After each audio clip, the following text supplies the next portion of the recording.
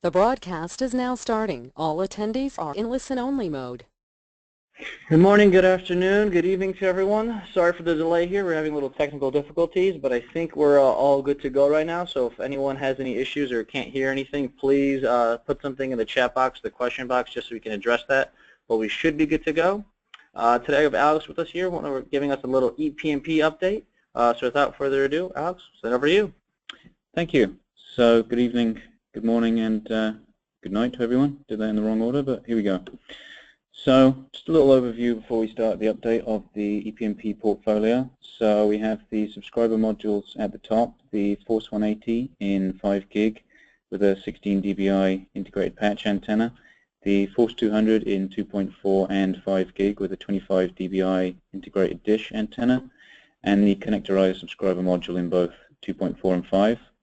And on the access point side for the ePMP portfolio, we have the ePMP 2000 access point in 5 gig with intelligent filtering and smart beamforming, and we have the ePMP 1000 access point on the right in 5 and 2.4 gig.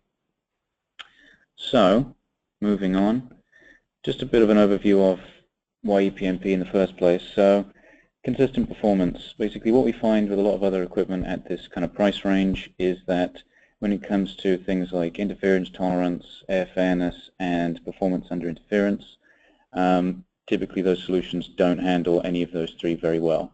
So ePMP is built from the ground up essentially for best-in-class interference tolerance with an air fairness scheduler letting you get to the kind of 120 SM per access point scale that we expect from an ePMP system. Application flexibility, so QoS dedicated for voice, video, and data, plus multiple link operating modes let you configure the link to make the most of the applications you're trying to use at any one time. Reliability, industrial design and industrial grade components means much lower risk of failure, lower chance of customer complaints when their link goes down, things like that.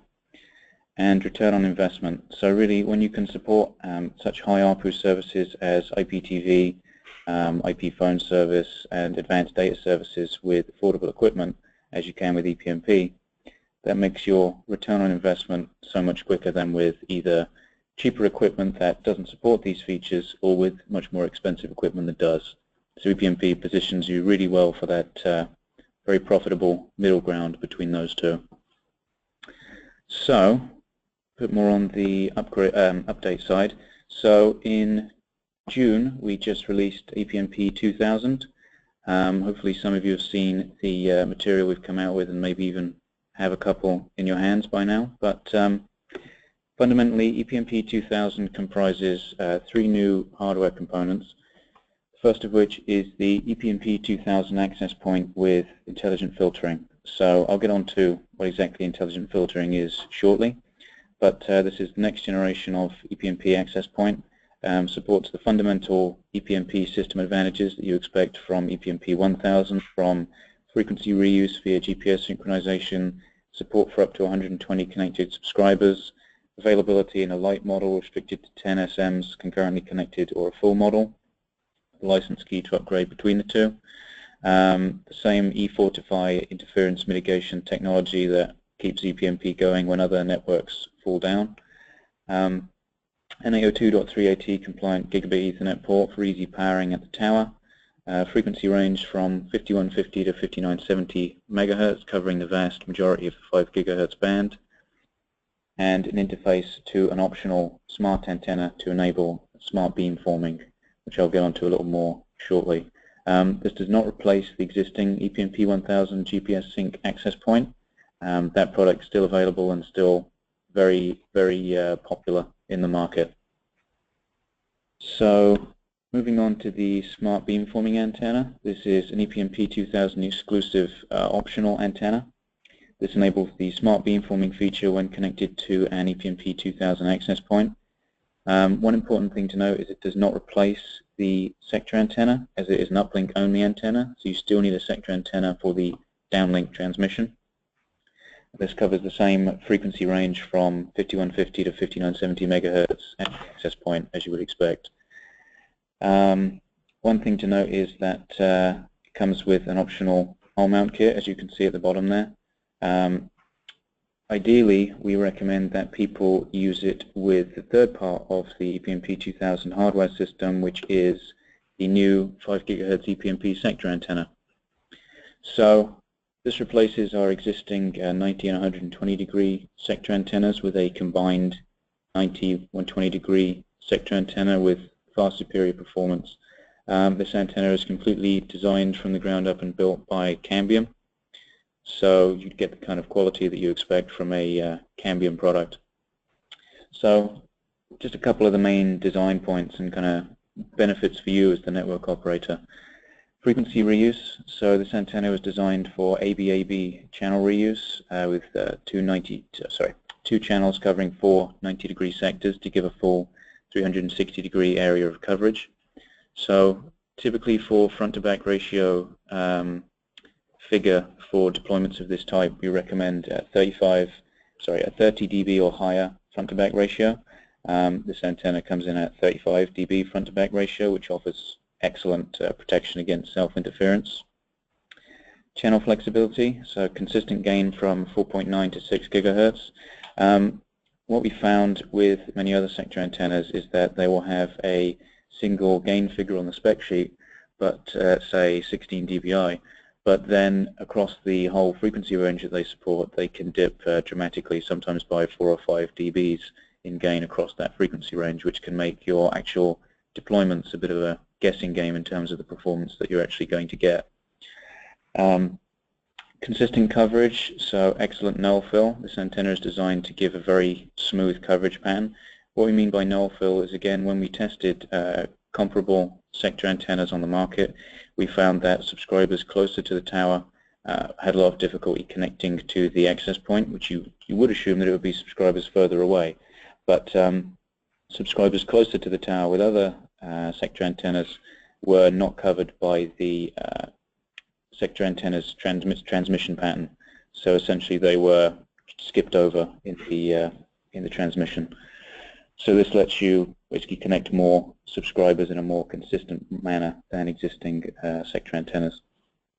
Designed for the installer, so as you can probably see from the picture on the right, I don't have a comparison next to the old sector antenna or others on the market, but it's quite a small and compact sector antenna.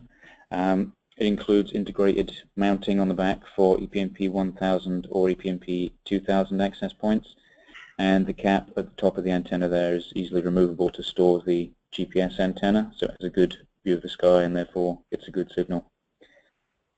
Predictable performance, so as you would expect from any Cambium antenna, this new sector antenna is 3D modeled in Link Planner, the free link planning tool from Cambium.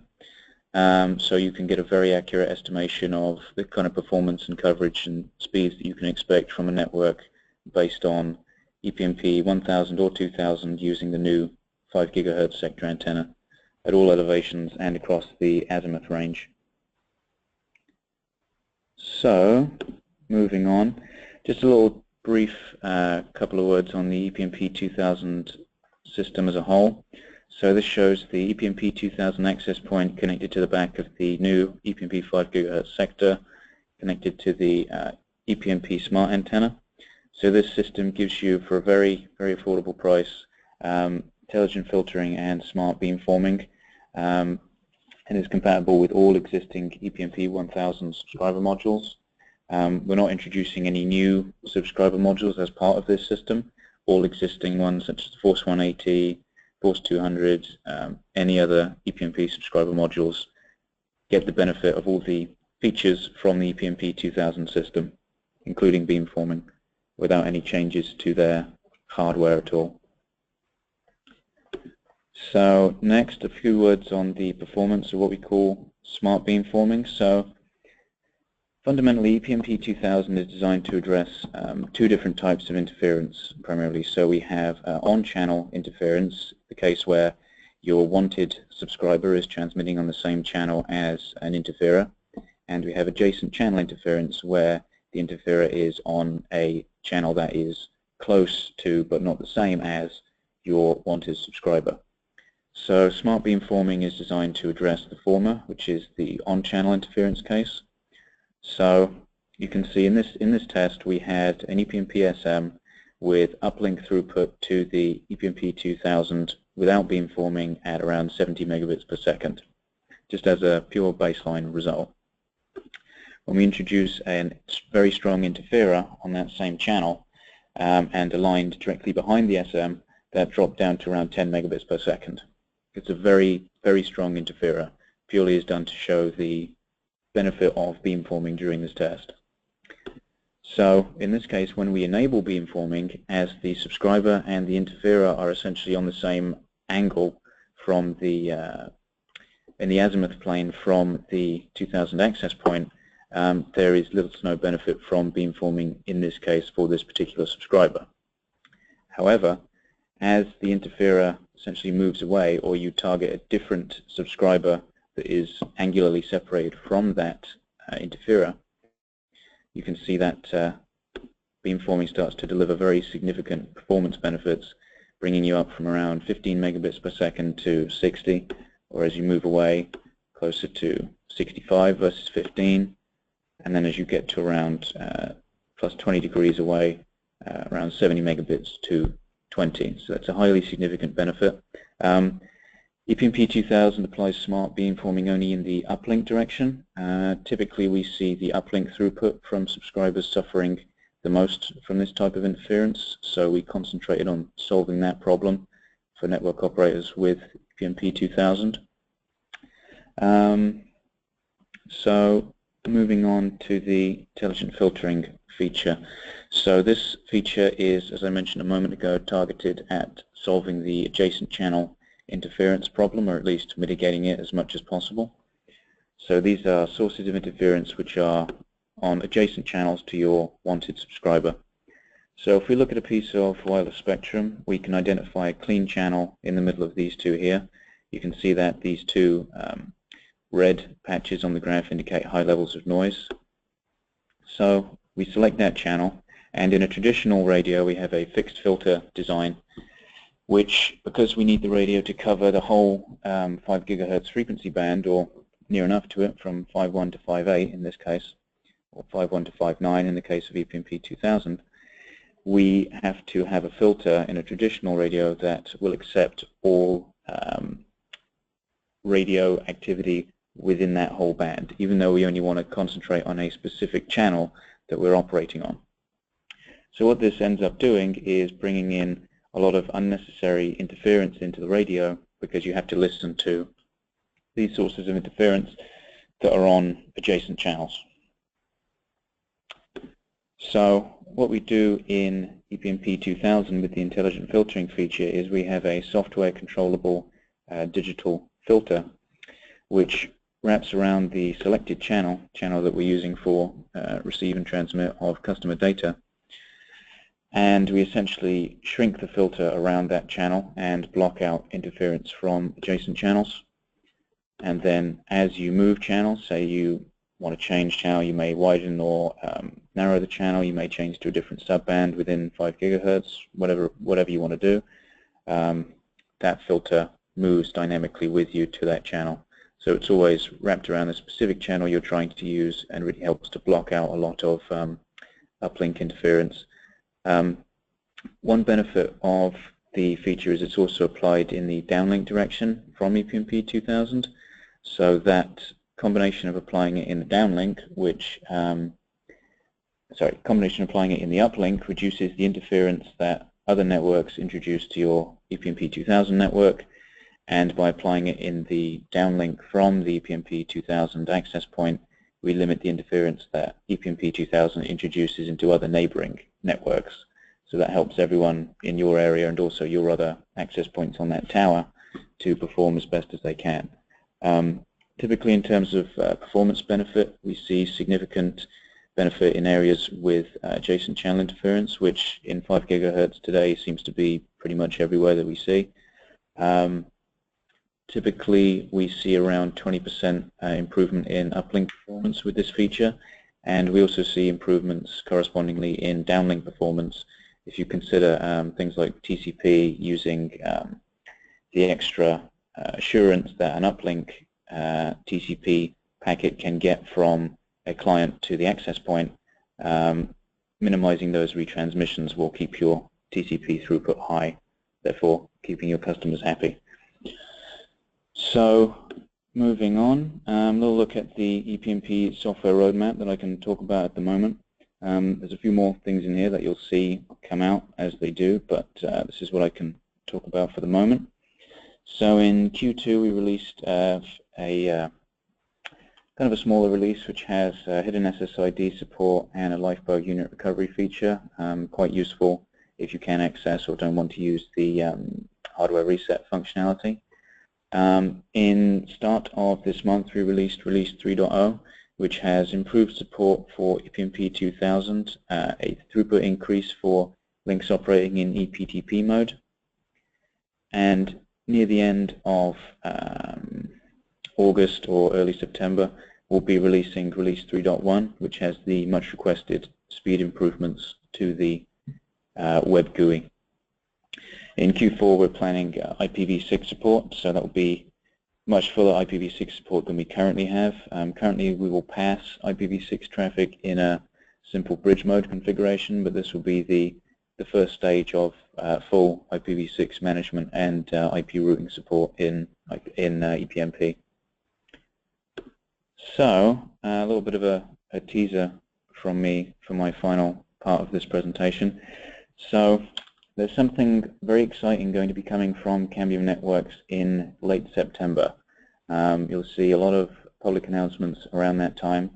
I can't say too much about it at the moment, but it's something that we're very excited about here, and I fully believe everyone out there will be very excited about as well.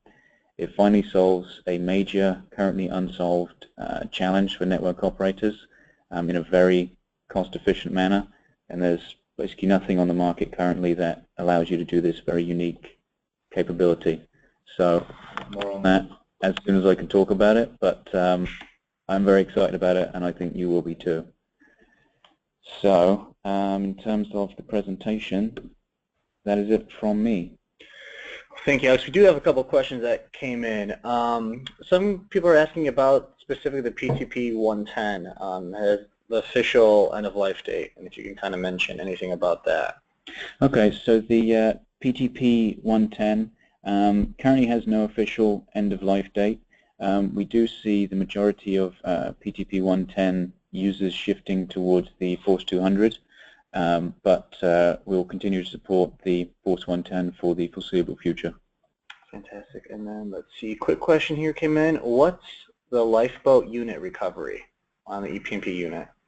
So there's a more detailed description in the release notes on the Cambium community forum for this feature, but essentially it's another unit recovery feature. So when you boot up the unit will look for a specific IP address on the network and attempt to get a configuration file from it. If it finds that address by you manually configuring it on a connected laptop, then you can recover the unit where in some situations you weren't previously able to. So I would look at the release notes for release 262 on the Cambium community forum for a much more intricate and user-centric answer to that question, but that's the general idea. And then also, what about multiple SSIDs on units? So we don't have support for multiple SSIDs planned. If you have a specific kind of use case for that, I'd be interested in hearing it, but it's not something that we currently have planned. And then we have a big one here. Let's see. Customer has completely moved over to the ePMP 2000 setup, and they currently only get 5.7 gig to even be seen by the CPE for more than 1 mile away. Every unit is on the 3.0 software, and as soon as they switched over to the 5770 gig, everyone connected. We were using the 5220 gig with ePMP 1000 just fine. Why would this new replacement not work on any 5.2 or 5.1 gig? So part of this is due to the regulatory certifications that we currently have for ePMP 2000. Currently we have, if I recall, a 5.8 gigahertz certification, and we are expecting certification to be received for the other 5 gigahertz subbands later this month, in which case we'll roll out a new updated software version which will allow you to use those frequencies. I suspect that's the reason why, but more than happy to discuss further offline and see if there's anything else we can do in the meantime to help you. Is there any indication of an 802.11 AC standard being discussed or developed in the roadmap? So we are looking at an 802.11 AC platform that is not scheduled for public release for some time. However, I can say that any 802.11 AC solution that we come out with for the ePMP product line will be fully backwards compatible with existing ePMP equipment. So you can deploy any ePMP 1000 or 2000 equipment and it will remain compatible with an 802.11 AC based ePMP platform in the future. Fantastic. Well, I believe that is it. Does anyone else have any further questions? I think so. All right, Alex. Well, thank you so much. I want to thank everyone for joining. Please share your stories on any of our social media pages from Facebook, Twitter, LinkedIn, especially our YouTube page. We have a lot of videos and a lot of customers enjoying those, as well as our community and our forum. Any stories, anything that you guys see that you want developed in our products, any ideas you have. All of our product line managers are constantly looking at that. Alex is obsessed with it, so just a heads up on that if you guys are very interested in that. But without further ado, thank you so much for joining everyone, and we'll see you soon. And Alex, thank you. Thank you.